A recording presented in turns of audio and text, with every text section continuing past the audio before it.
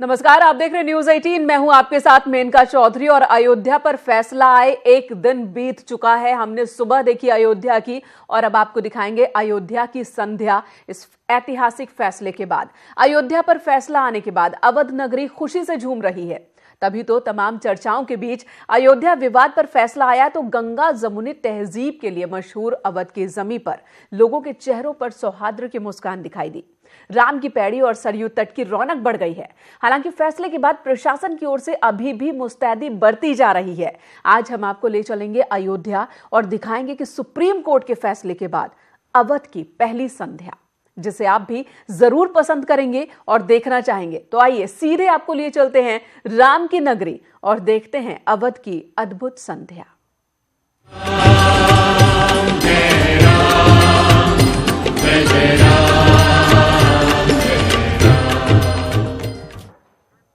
और इस वक्त हमारे साथ हमारे सहयोगी मौजूद हैं। राजीव सिंह है अयोध्या से, मोहम्मद शबाब भी अयोध्या में ही मौजूद हैं, नमेश गोस्वामी हैं और वो भी राम की नगरी अयोध्या में ही है। डेरा जमाए हुए हैं पिछले 2 दिन से और लगातार अयोध्या में जो भी गतिविधि रही है, फैसले से पहले, फैसले के दौरान, फैसले के बाद, तमाम गतिविधियों पर तीनों की नजर और अयोध्या की गलियों में घूम रहे हैं। और वहां कल, आज और कल में कितना बदलाव देखने को मिल रहा है या कोई बदलाव है ही नहीं। अयोध्या तो शुरू से ऐसी थी जैसे कि आज है, अब है।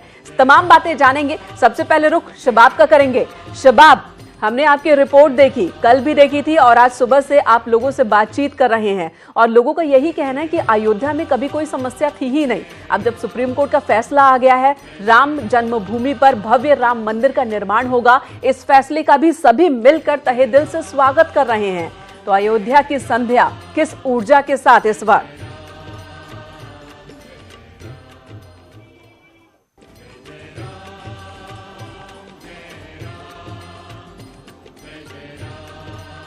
शबाब, आवाज पहुंच रही है आप तक?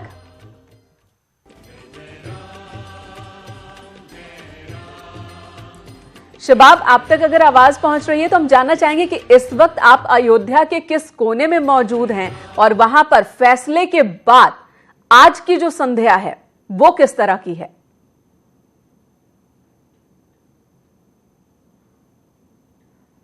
तो फिलहाल ये खूबसूरत तस्वीरें भी हमारे दर्शक लगातार देख रहे हैं। अयोध्या की ये तस्वीर जी शबाब।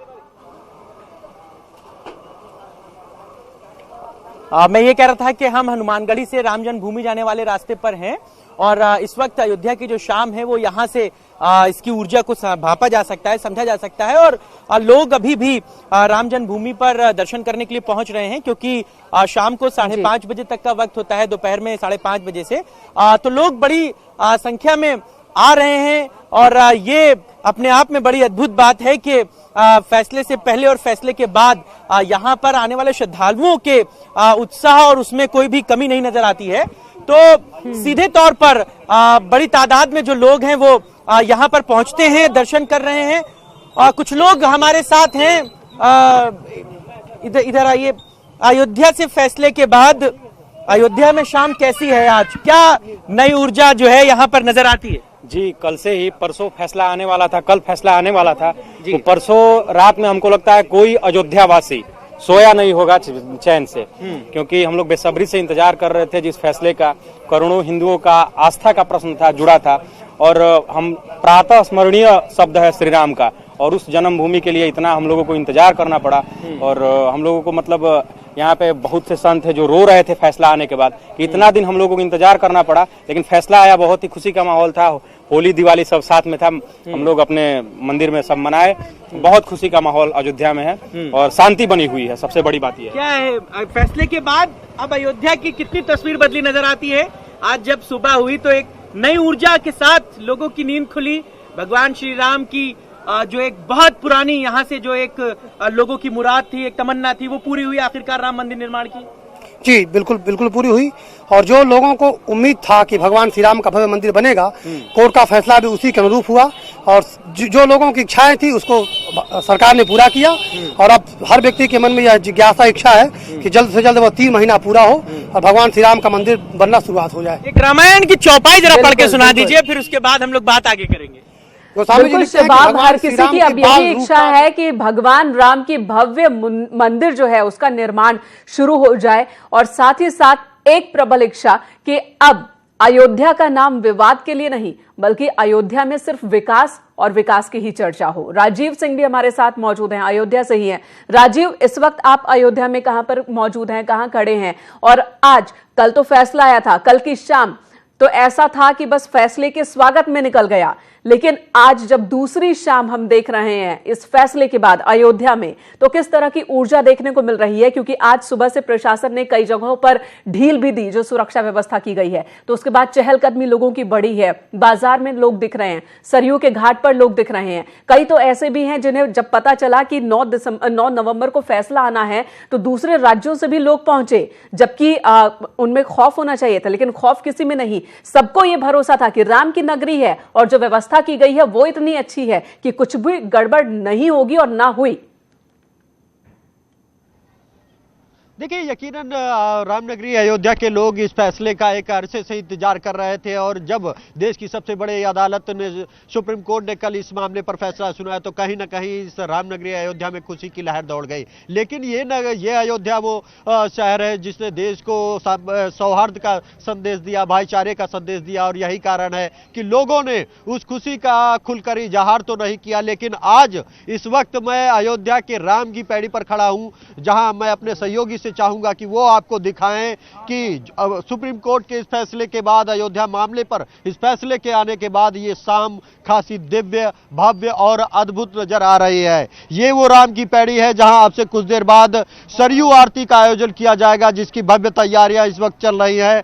और जैसा कि आपने कहा कि अयोध्या का मामला और अयोध्या का ये इशू काफी संवेदनशील था, इसीलिए सुरक्षा के पुख्ता इंतजाम किए गए हैं। शहर में अभी भी सुरक्षा की कड़ी व्यवस्था की गई है। उसके बावजूद आप देख सकते हैं कि सरयू तट पर सूर्यास्त के मौके पर, जहां आपसे कुछ देर बाद भगवान राम की आरती होगी, सरयू की आरती होगी, वहीं पर लोगों की भी चहलकदमी खासा बढ़ी है। ये लोग सिर्फ अयोध्या के नहीं बल्कि हिंदुस्तान के हर कोने से आए लोग हैं, जिन्हों उम्मीद भी नहीं थी कि जब वो अयोध्या पहुंचेंगे तो वो दिन एक ऐसा ऐतिहासिक दिन बन जाएगा जिस दिन भगवान राम लला के जन्म स्थान पर और अयोध्या में राम जन्मभूमि पर फैसला आ जाएगा। ऐसे में इस वक्त हमारे साथ वो तमाम लोग मौजूद हैं। खूबसूरत तस्वीरें आप पहुंचा रहे हैं। जो तस्वीर इस वक्त आप अयोध्या में सरयू घाट के किनारे से हमारे दर्शकों तक पहुंचा रहे हैं, साफ साफ दिख रहा है डूबता हुआ सूरज, नदी का किनारा, और ये जो गोधुली बेला है। और इस वक्त जो एक शांति का एहसास होता है, इन तस्वीरों को देखकर भी शांति का एहसास हो रहा है। बहुत सारे लोग आपके साथ मौजूद हैं, उनसे भी जानना चाहेंगे कि आखिर अब वो क्या सोच रहे हैं, आगे अयोध्या के बारे में उनकी क्या सोच है, किस तरीके से राम मंदिर का निर्माण होगा, किस तरीके से यहां का जो सद्भाव है वो बना रहेगा। मिसाल अयोध्या ने अभी तक पेश की है, और आगे कैसे काम होगा, तमाम उनसे भी उनके मन में क्या चल रहा है जानेंगे। लेकिन निमेश गोस्वामी का रुख उससे पहले कर लेते हैं। निमेश, इस वक्त आप कहां पर हैं और वहां पर किस तरह का माहौल और ये संध्या किस तरह की? बिल्कुल, मैं आपको बता दूं कि मैं कनक भवन में हूं। यहाँ कनक भवन सरकार की भव्य दर्शन पूजन के लिए श्रद्धालु आए हैं। यहाँ पर संत समाज के लोग आए हैं और एक अद्भुत नज़ारा यहाँ पर है। यहाँ पर जो श्रद्धा है वो अलग दिख रही है। ये नियमित दर्शन वाले लोग हैं, यहाँ स्थानीय लोग ज़्यादा आते हैं, साथ ही श्रद्धालु तो आते ही हैं। ये माता जानकी का स्थान है और कनक भवन और कनक बिहारी जी के आशीर्वाद और दर्शन पूजन का जो दौर है वो यहाँ शुरू हुआ है। हमारे साथ कुछ संत समाज के लोग हैं।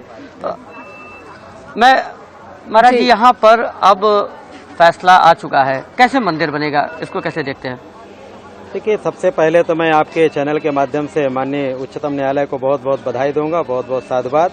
और रही बात मंदिर बनने की, तो बनने के लिए बिल्कुल साफ कर दिया गया, सारी पारदर्शिता है, किसी भी तरह का कोई संकोच नहीं किया गया, पारदर्शिता पूर्ण की गई है।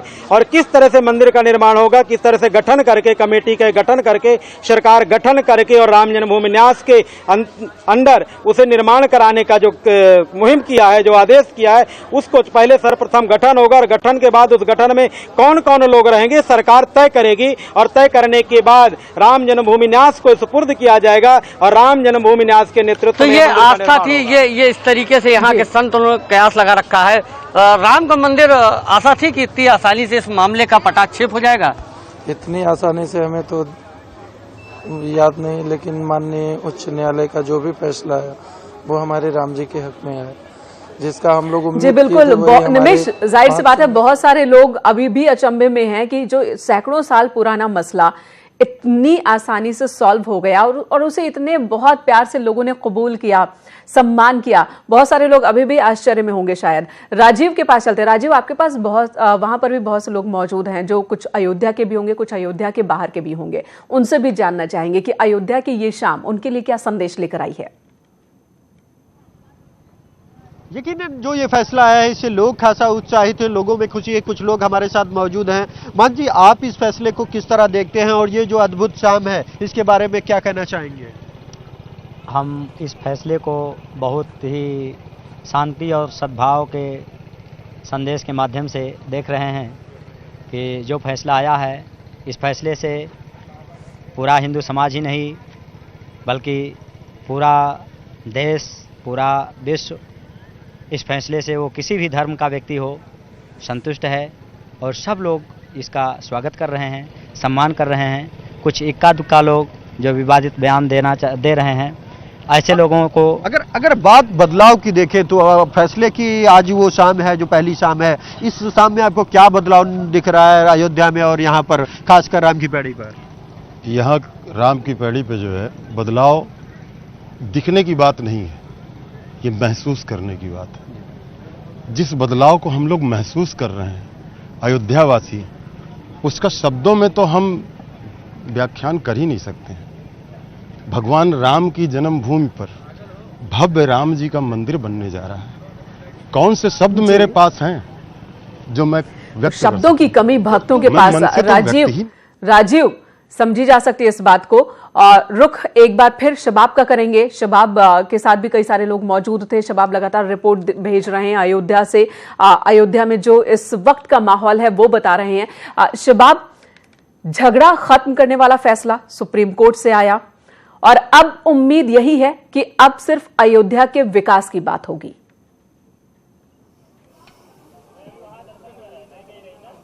और बिल्कुल देखिए, देश का ही नहीं, अयोध्या का ही नहीं, देश का सबसे बड़ा विवादित मसला जो है वो हल हो गया है और राम जन्मभूमि पर भव्य राम मंदिर निर्माण का जो रास्ता साफ हुआ है, उसके बाद ये बात समझनी होगी कि अब अयोध्या की दूसरी जरूरत क्या है। अब अयोध्या की दूसरी जरूरत ये है कि उसको विकास चाहिए। विकास किस तर्ज पर होना चाहिए? कहने को ये राजधानी से सटा हुआ शहर है, लगभग 120 किलोमीटर की दूरी है राजधानी से यहाँ की, लेकिन उसके बावजूद अयोध्या के पास अपना क्या है? विकास के नाम पर अयोध्या को अब सबसे ज्यादा दरकार होगी। अब राजनीतिक रोटियां सेकने वालों की राजनीति का अंत हो गया। अब अयोध्या में यहाँ पर पढ़ाई के लिए बड़े इंफ्रास्ट्रक्चर को डेवलप करने की जरूरत है। यहाँ पर शॉपिंग, खरीदारी करने के लिए बहुत उचित व्यवस्थाएं नहीं है। लोगों को फैजाबाद, छोटी सी भी शॉपिंग करने फैजाबाद जाना पड़ता है। हालांकि फैजाबाद जाना पड़ता है, जाहिर सी बात है शबाब। लेकिन अब अयोध्या में एक बड़े परिवर्तन की जरूरत है। विकास के एक बहुत बड़े आयाम यहाँ पर है कि विकास के बहुत बड़े क्षेत्र में काम करने की जरूरत है और जिसके प्रति सरकार भी प्रतिबद्ध दिख रही है। देश के अमर शहीदों को देश का सबसे बड़ा news channel network news 18 network सलाम करता है। वीर सपूतों की अमिट गाथा के सम्मान में न्यूज 18 उत्तर प्रदेश उत्तराखंड एक विशेष आयोजन कर रहा है, वीर गाथा, जो उन अमर शहीदों के परिवारों के सम्मान के लिए है जिन्होंने देश और हमारी रक्षा में अपनी जान न्योछावर कर दी। तो ये सीधी तस्वीरें आपको लखनऊ से हमारे खास प्रोग्राम से। नहीं समझी गई ये बात तो नुकसान सबका है, जो इसमें मिल गई नदियां वो दिखलाई नहीं देती, जो इसमें मिल गई नदियां वो दिखलाई नहीं देती, महासागर बनाने में मगर एहसान सबका है। वीर गाथा न्यूज 18 नेटवर्क का एक ऐसा प्रोग्राम जिसके जरिए पूरी दुनिया में एक ऐसे संदेश को हम लोग ले जाना चाहते हैं जिसकी आज शदीद ज़रूरत है, बहुत ज़रूरत है। आप जानते हैं कि आपके डाइस पर आज हिंदुस्तान के वो तमाम मोतबर अहम शायर और कवि मौजूद हैं जिन्हें सुनने के लिए पूरी दुनिया के लोग इंतज़ार किया करते हैं। हमारी कविता, हमारे गीत का सम्राट, एक बहुत अहम नाम जनाब डॉक्टर विष्णु सक्सेना यहाँ मौजूद हैं। ज़ोरदार तालियों से इस्तकबाल कीजिए। उर्दू हिंदी शायरी की निसाई लहजे की नुमाइंदगी करने वाली मोतबर शायरा मोहतरमा शबीना अदीब आपके रूबरू हैं, उनका भी इस्तकबाल कीजिएगा। जहां जहां शोला बयानी का जिक्र आता है, जहां जहां हम वीर गाथा की बात करते हैं, जहां जहां शहीदों को श्रद्धांजलि अर्पित करते हैं, खराज अकीदत पेश करते हैं, वहां सिर्फ यह कह देना काफी होता है कि विनीत चौहान मौजूद हैं।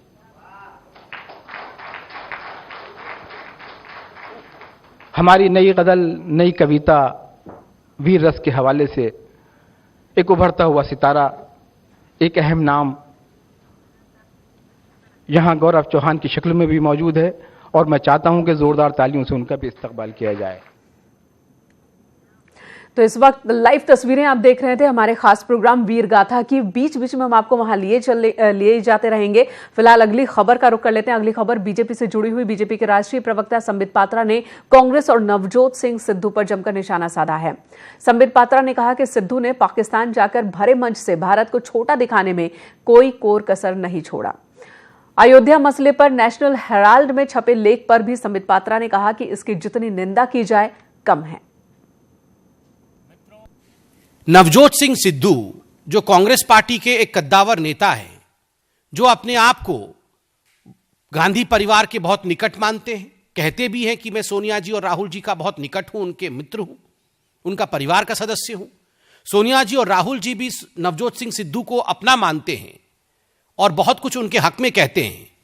वैसे नवजोत सिंह सिद्धू जो कि एक एमएलए और पूर्व मंत्री रह चुके हैं कांग्रेस पार्टी के, वो चीफ गेस्ट बनते हैं पाकिस्तान की ओर से करतारपुर कॉरिडोर में। देखिए कितने अच्छे तरीके से हिंदू हो या मुसलमान, ये दोनों भाइयों की तरह बाहर निकल कर आते हैं। दोनों ने एक दूसरे को समर्थन किया है। दोनों ने कहा है कि सुप्रीम कोर्ट से बड़ा कुछ नहीं, हम समर्थन करते हैं। मगर कुछ लोग कांग्रेस पार्टी का जो ये माउथपीस है, जिस प्रकार से न्याय, जिस प्रकार से शांति, जिस प्रकार से सौहार्द को बिगाड़ने की चेष्टा कर रही है, एक तरह से इंस्टिगेट और धमकाने की कोशिश कर रही है, पाकिस्तान के साथ हमें कंपेयर किया जा रहा है, यह अत्यंत अनुचित है। इधर अयोध्या विवाद पर सुप्रीम कोर्ट के फैसले के बाद एनएसए अजीत डोभाल के आवास पर आज एक अहम बैठक हुई। इस बैठक में हिंदू और मुस्लिम धर्मगुरु मौजूद थे। जमात उलेमाए हिंद की तरफ से अरशद मदनी के भतीजे महमूद मदनी, शिया धर्मगुरु कल्बे जवाद, योग गुरु बाबा रामदेव समेत कई धर्मगुरु इस बैठक के दौरान, मीटिंग के दौरान मौजूद रहे और मौजूदा हालात पर इन्होंने मंथन की। तो आज दिल्ली में बड़ी हलचल, बहुत अच्छी